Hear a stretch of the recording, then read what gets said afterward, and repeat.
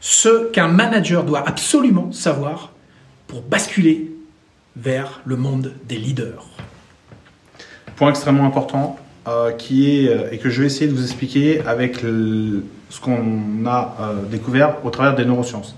C'est ce qu'on appelle l'intention du commandant. L'intention du commandant, c'est ce qui fait d'un leader un leader. Ah oui. Une fois qu'on a dit ça, on a tout dit. Je vous explique dans le détail. Lorsqu'un leader a besoin d'engager ses troupes, il va expliquer pourquoi c'est important que ce soit fait et en quoi ça va contribuer à l'organisation.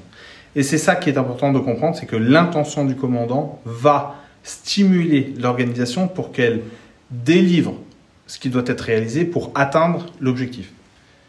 Mais ce qui va avec en plus, c'est que pour des questions de survie de l'espèce humaine, le travail collectif qui est fait a toujours été lié au fait que si je suis dans la tribu et que je participe et contribue à l'organisation de la tribu, alors je vais pouvoir survivre.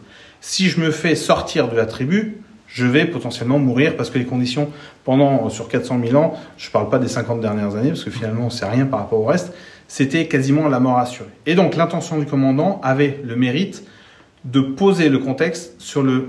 Excusez-moi. On est 3 devant la caméra, on a une mouche. Une mouche qui vient prendre un cours de management et de leadership. Elle peut.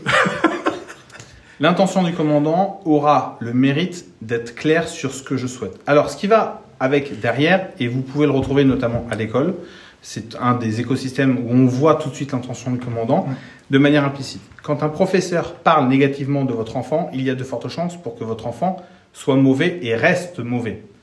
Si votre enfant n'est pas bon, mais que le professeur en parle positivement comme ayant du potentiel, alors l'enfant n'aura de cesse de vouloir démontrer que son maître a raison de lui faire confiance. Et c'est ça l'intention du commandant, c'est j'estime que vous êtes compétent, capable de, et donc j'attends de votre part que.